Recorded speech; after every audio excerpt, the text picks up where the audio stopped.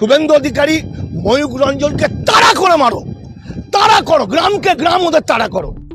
শুভেন্দু অধিকারীকে এবার চরম ধুলাই দিল উত্তেজিত জনতা।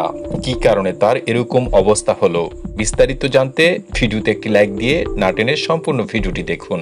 এটা নন্দীগ্রামের গুন্ডা, বিজেপির সেই গুন্ডাটা কই কই ও বেশি।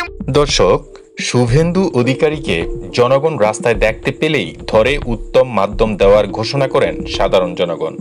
বলেন সে আমাদের দেশে দাঙ্গা লাগানোর চেষ্টা করছে। আমরা হিন্দু মুসলিম সবাই একসাথে মিলে বসবাস করছি, কিন্তু সে হিন্দু মুসলিম এর মধ্যে দাঙ্গা লাগিয়ে দেশকে অশান্তি তৈরি করার চেষ্টা করছে।